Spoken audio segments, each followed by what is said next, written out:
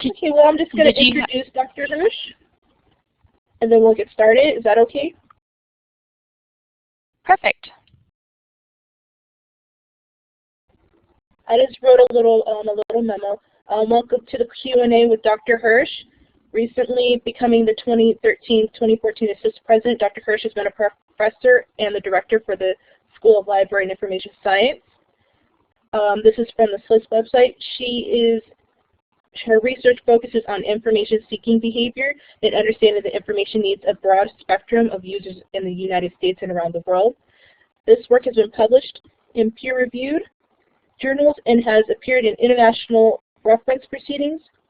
Her leadership roles include serving on LIS committees for the American Society for Information Science and Technology, and the American Library Association, as well as locally on Palo Alto's Library Advisory Commission.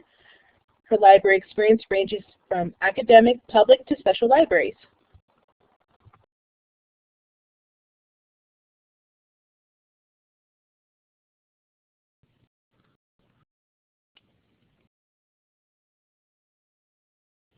Great. Are you ready for me to speak? I'll speak for a little bit, and then I'd love to open it up for question and answer about other things that you'd like to hear more about, if that sounds good to you. Perfect. So thank you for that introduction, and I'm really pleased to speak with all of you tonight. As you heard, I have just been elected president-elect of the association. So actually I'm serving starting after this conference in Montreal. I'm going to be serving as the president-elect for 2013 to 14, and then actually assuming my president role from 2014 to 2015.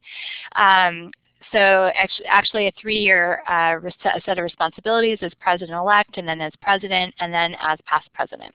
So I'm really excited to be serving in this capacity, and I'm thrilled that we have an ASIS student chapter as well. I thought I'd begin just by giving you a little bit more background about my experience and the role that ASIS has, and the importance of ASIS in terms of my own professional path and career, and then talk a little bit about some of the things I'm hoping to accomplish as president, and then talk briefly about the conference and in Montreal, and then I have some questions for you, and I'm sure you'll have some questions for me. That sounds like a lot, but actually those things should go fairly quickly. So let me start with a little bit more background about myself. So you got a thumbnail about that, but I have been working prior to joining SLIS. I worked for 12 years in the Silicon Valley and leading industry positions at leading companies in high tech.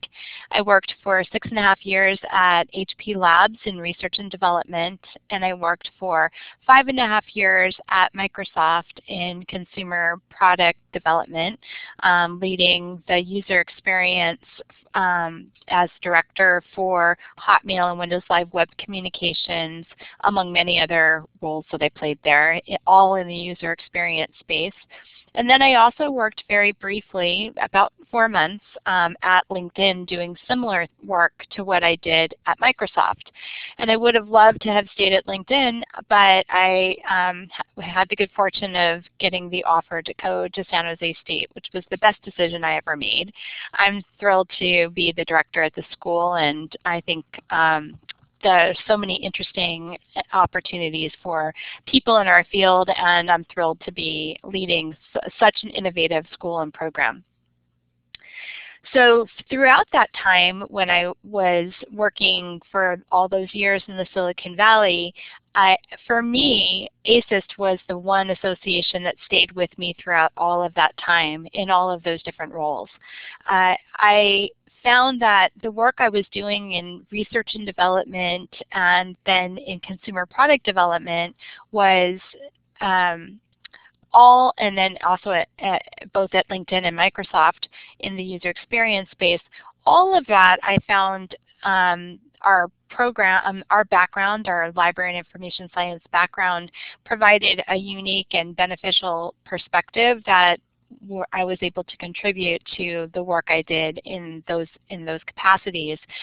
But the thing that I found useful about ASIS was that because of its broad information science perspective, how inclusive it is in terms of the broader range of research and practice that it encompasses, that it was the one association that I carried with me throughout my time in industry, and that I found that I still felt comfortable as a home for me as a professional, that I still felt like I had space to contribute back to the profession, and also things to learn from my colleagues as well.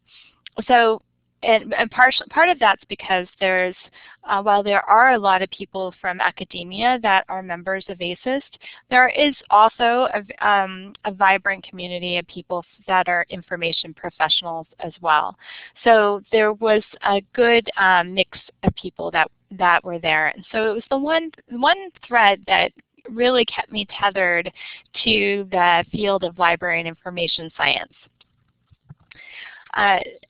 So that's a little bit about, just very briefly about me, and a little bit about my connection to ASIS as I moved through those experiences. I want to talk a little bit also about the value that I see of getting involved in ASIS. You've already made that commitment, so for you I'm preaching to the converted, but some of the things that I see as being beneficial, in addition to the things that I described as being personally, the things I feel personally connected to, are that I see it as a useful network for, a useful community for networking and for exploring potential job opportunities in terms of the kinds of people that you meet and the job listings. It's also, I think, important community for building connections. Some of these things you could say about any professional association that you might be involved in. So for me, it's about the community of people, the mix of practitioners and academicians and scholars that is of particular value from my perspective. It also is helpful from hearing the latest research and latest trends. And also, as I said, I think that ASIS takes into account this broader view of our field, and that it looks at information and trends and the information professions generally. So those are some of the things in particular that I find are benefits of getting involved in ASIS. Now, one of the questions I have for all of you is to see how many of you are thinking about attending the annual conference this year. It's coming up November 3rd in Montreal. Is anybody planning on going?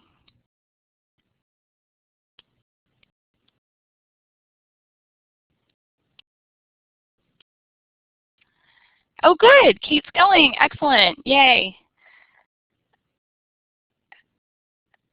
Okay, well, we have at least one person who said that they're going to be able to attend. So if any of you know of other people who are likely to attend, I'm not sure, recommend about what.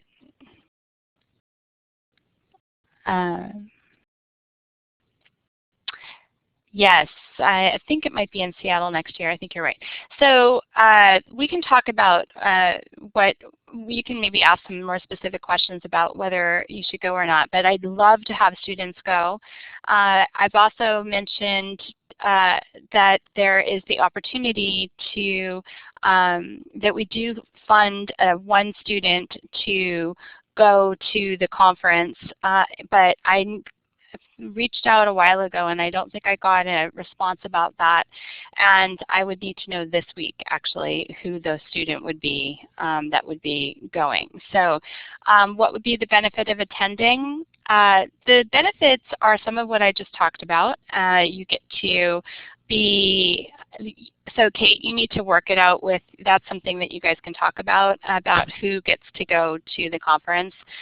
In previous years, when I've done this, there has been some sort of a contest, or sometimes it might be the president or one of the officers, but I'll let you guys work that out amongst yourselves. But I do need to know this week if there is one of you that is taking up on my nice offer.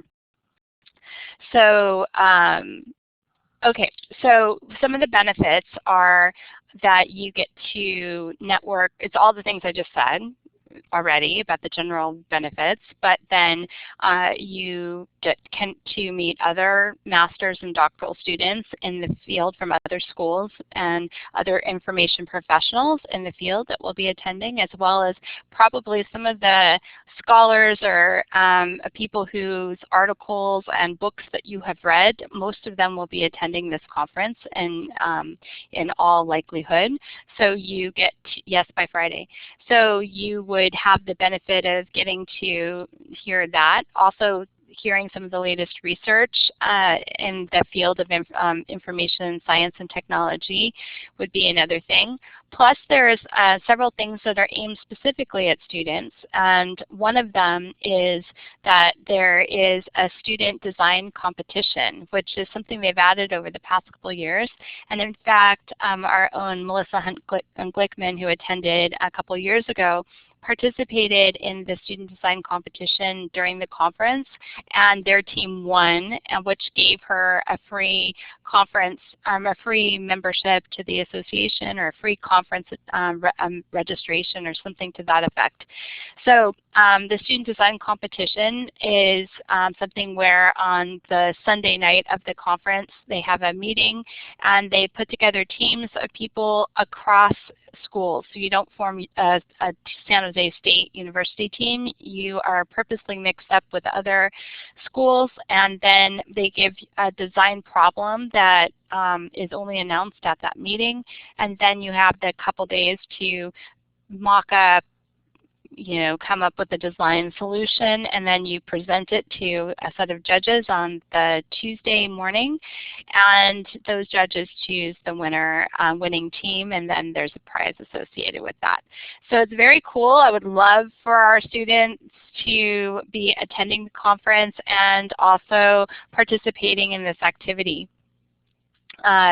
So I think it would do our school proud to have participation like that, and so that's another thing.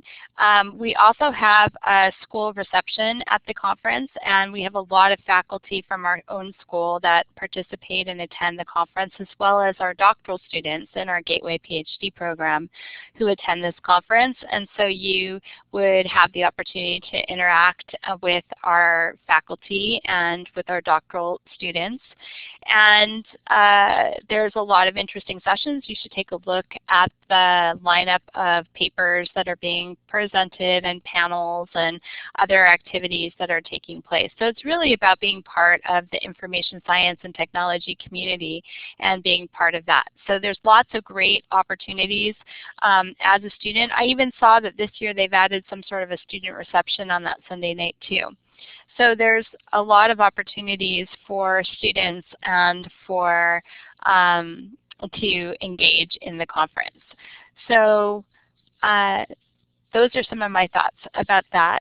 I thought I would talk for a minute about some of the things that I am hoping to do in my capacity as president. These are some of the things I ran on in my campaign write-up and my candidate statement. And there were really 4 key things that I identified, which you may or may not remember. One is that I think that it's important to broaden the international profile and membership of the association.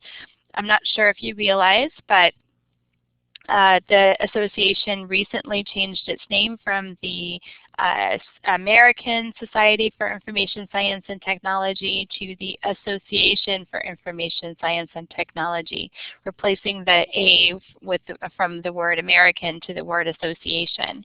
And the reason for this is because, and this is a significant decision, and that's because really the association has become an international association as the leading international association for information science and technology, and calling it American was not representative of the membership and was not fair, didn't fairly reflect it or make it feel inclusive for the global community. So that's the reason why the name of the association recently changed.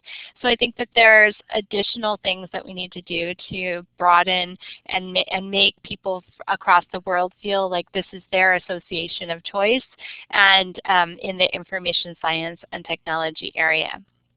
The second thing is that I think that it's important for the association to be working in partnership with others to broaden the public's and employers and people in general's understanding about what information professionals do, who they are, and what being an information professional means. I realize I'm talking longer than I intended to, but I think that that's important. It's something that that I feel very strongly about.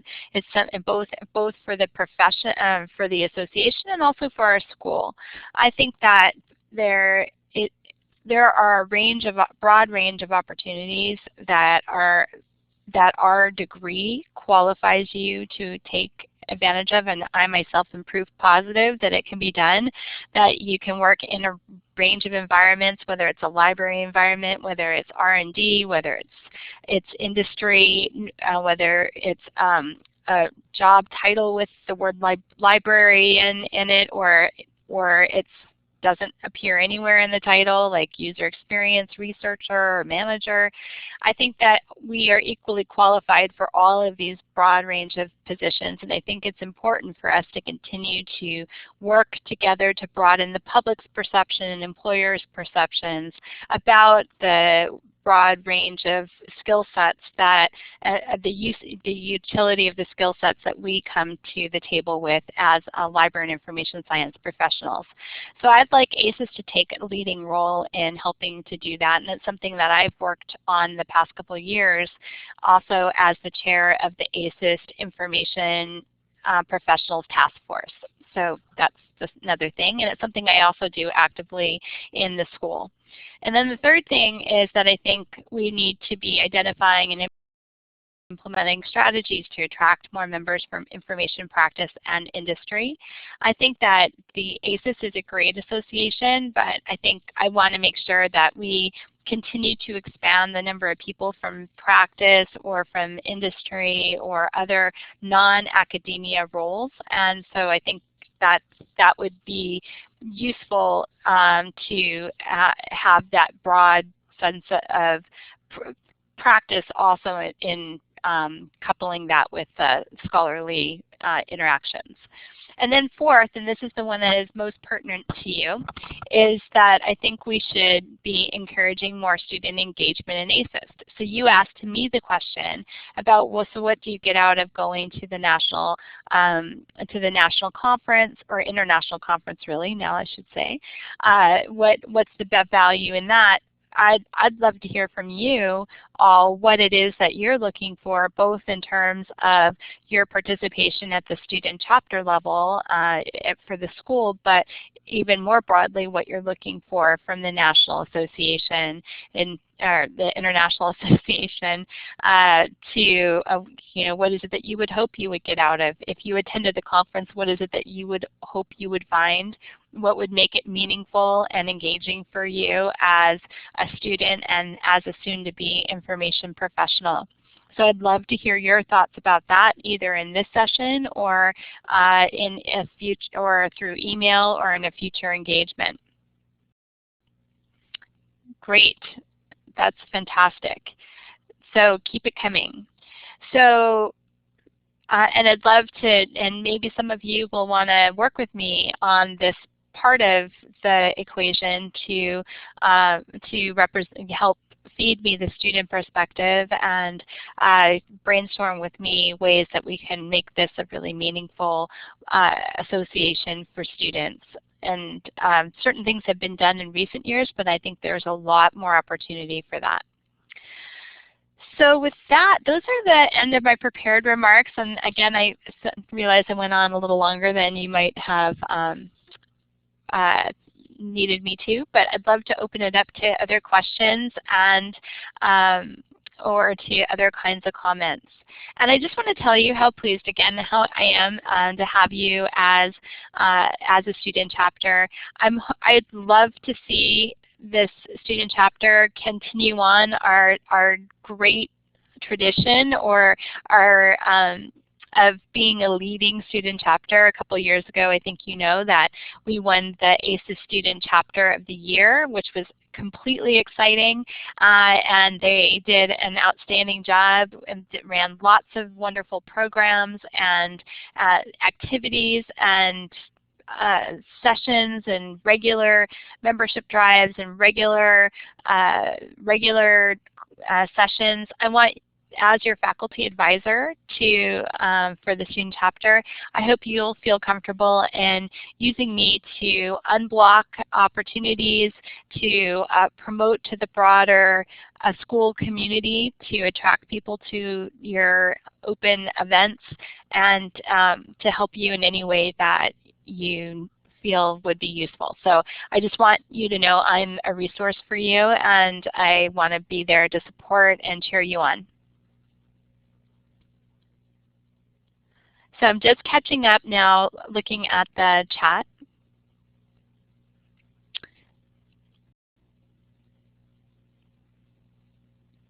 Great. Oh, good. Yes, go ahead. Hi, Dr. Hirsh. I have a comment and I guess I also have a question, though I've just been pondering whether I should ask both at the same time. But here it goes. Okay. My comment, I guess, is actually that it's a really exciting time to be a student in a program that covers information science, because I do get the sense that more and more we will have an impact on really the world. It seems like everything is information, is touched by the information and technology sector right now. At the same time, there's a bunch of challenges that come with being a student at this time, and one of them is the sense of, well, there's Google and there's industry and Microsoft over on this side, and then there's us in the library land on this other side. And so I'm really glad that that you have mentioned that you are interested in integration, because I think that we have to, looking forward, I don't see how there's a lot of talk as a student in a library program about jobs and how to get jobs in the world of libraries and so on. And on the other hand, there are all of these possibilities that we know are out there for those of us who have information technology skills. So I'm just wondering, first, I'm really excited about the possibility of more integration, so that's really, really great. And I guess my question pertains, like, at this time, what would your advice be for someone who's really interested in technology and maybe a little bit intimidated by all of the talk of job insecurity in the world of libraries, and how can we make the most of just this time of transition that we're living through right now, and as individuals reach for for a little bit more of that integration in the world of industry, maybe look for jobs in that world. What would your advice be for someone in those shoes? Just make sure I understand the question. I'll start talking, and then if I didn't answer your question, or if I didn't answer the full question, just let me know. First of all, I did want to say that I think that there are a range of opportunities, whether it's a library environment or an industry environment or a government environment. There's a lot of different opportunities, and I wouldn't put one as being more secure necessarily, maybe government positions, but as being like libraries being less secure than industry, because I can tell you industry is not secure either. They're just different types of positions, and I don't see them as a division. I see them as just different opportunities. And for me, myself, I have moved between all of them: library positions, academia, R&D, consumer product development. I don't see that any one of those are like that there's a necessary divide for any of those. I think you can move around, and I would expect that there will be many different career opportunities that come up that will evolve over time. And I'll give just this quick example, and I'll be dating myself in terms of my age. But when I went and got my library degree, I'm truly dating myself. There wasn't an internet yet. So email was brand new, and CD-ROMs were like the hot new technology. So when I was in school, there was no such thing as user experience. I didn't go to school and learn user experience. That wasn't it. However, I would argue that our degree, our skills, the things that we learn are all about the user, whether we think about it as user experience design or not. Actually, I think as a profession and as a field, we are very user-centered, and we are good at learning communication and other technologies. And so it's all about evolving and applying our skills and making the case for ourselves about how what we learned and what we've done maps to new opportunities. We can't possibly predict in 10 years' time what the new technology is going to be or what the new service model is going to be.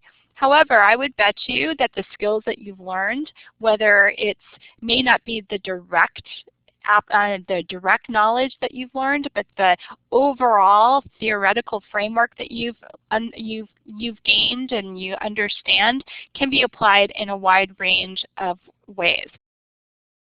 So what is one to do who is both through the program and then after you graduate from the program? I think there's two things. First of all, I highly encourage you, and you already probably are since you're attending this, to be actively involved in a range of activities and take leadership roles in the school, participate in the colloquia, learn about the career, attend the career colloquia series, make use of our careers consultant, take advantage of our career resources, to just submit one of your research papers to the Student Research Journal. You participate in all different kinds of ways. So that would be just do an internship, participate, just take advantage of there's so many opportunities in the program. This is your time to prioritize this. This is your learning time. So I would say to pursue all of these things. Make time for those. Don't shortchange yourself because this is your chance. Second of all, after you graduate from the program, that doesn't mean you get to stop learning. All it means is that you've gotten a degree and that you need to keep learning, and you need to be preparing yourself to network, to attend conferences so that you're catching up on the latest activities. And make sure you're not shortchanging yourself on networking skills. Your technology skills. Stay current. If you're not current, then you need to pursue professional development opportunities. So those are the things you need to do. And then always be creative about thinking about how you're mapping what you know and what your experiences are to the opportunities that are out there and that will evolve, that we can't even anticipate what they are yet. So let me know if I've missed anything as part of your question or whether I caught the gist of it. thank you. So question, do you recommend testing fields via internships or trying out what you know you're interested in? You know, that's a tough question. I think that it's kind of not an either or. I think you should be testing out what you're interested in. So I don't think you would be testing out a field that you're not interested in. So for example, I would say that sometimes people don't do internships because they are already working in a library or an information environment and they feel like they've already got the experience. That's not adequate. I mean, that's a nice thing, but if you can at all figure out how to do an internship on top of that, that would be good. The reason being is most of the times, if you are working in one of those environments, then it's not you're not really pushing the boundaries of or applying your new skills necessarily because you're working in your old job that you were doing before you got the degree. So you may or may not be able to try out some of the skills or try out the area that you are thinking you might be interested in. So I highly recommend doing that. And you can do that either through a traditional face-to-place-based internship or through a virtual internship. Do you recommend going for task force after graduating? Task force. I'm not sure what that question means. Going for task force?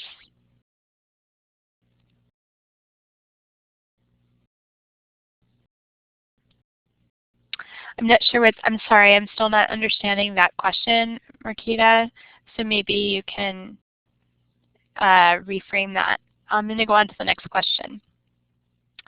So has the Catalyst project received funding? No, unfortunately it did not. It's very disappointing that IMLS, which was the federal funding agency we submitted it to, has cut way back on their funding. I mean, they have a reduced budget themselves, and unfortunately our project didn't get funded. It's very disappointing, and I'm still exploring ways that we might be able to do something, do some sort of a project in some other way that leverages that model. In fact, I've just been invited, and I'll be speaking next month at the Association of Research Libraries, ARL, and they're having the deans of the ARL libraries have a meeting, a fall meeting, and in Washington, D.C.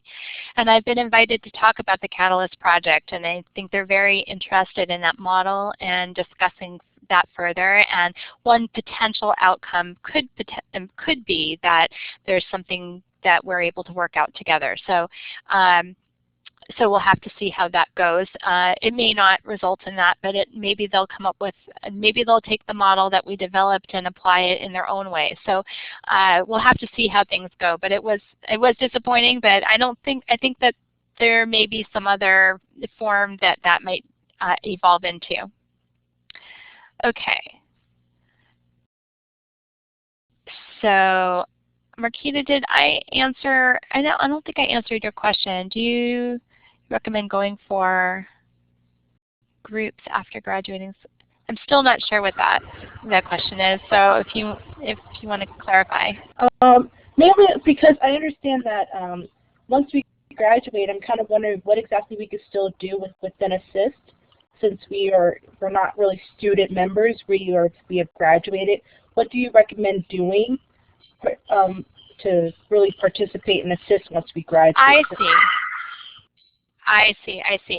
So there's so you can still be a member of the International Association, and you can attend the conference, and you get the journal and the bulletin, and there's all the you can look at the membership benefits on the website, the ASIST website. And then there also are regional professional groups. So depending on where you are, there may be for professionals an active local chapter of ASIS that you could participate in. So for example, in the state of California, there is Lake ASIS. It's the Los Angeles chapter of ASIS. And that actually covers a huge territory. It's not just Los Angeles, but in practical terms, it's hard to participate in the Los Angeles chapter in a super active way unless you live in that area. But that's an opportunity that you could also create a local chapter. I actually did that when I was a professor at the University of Arizona in Tucson. And when I taught in the library school there, I joined forces with some of the librarians at the University of Arizona libraries to create an Arizona chapter for professional chapter for ASIS&T. I'm not sure if it's still in, if it's defunct or if it's still happening at this time, but that is something you can also do in your own local community. You can band together with others to create or participate in a chapter. So I think that answers that.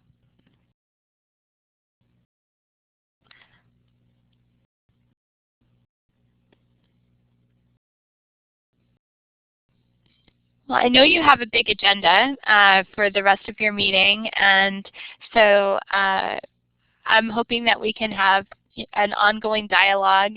I'd love your additional thoughts or about ways that we can make ASIS&T a very vibrant and active place for students to feel part of it and to feel engaged, not just at the student chapter level, but also at the international level. And so any ideas you have, I'd love to hear that. And I do hope at least one of you is going to come to the conference in Montreal. So I'm hoping. I'd love to have even more students, but I'll love at least one. And so let me know if you are going or you know of anyone else who's going. I look forward to that.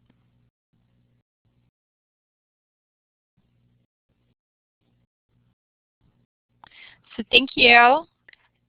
I think I'm going to sign off now, but it's been a pleasure talking with you, and I look forward to interacting with you further. So have a great rest of your meeting, and let me know if there's anything I can do for you to help you be successful. Thanks a lot. Bye-bye.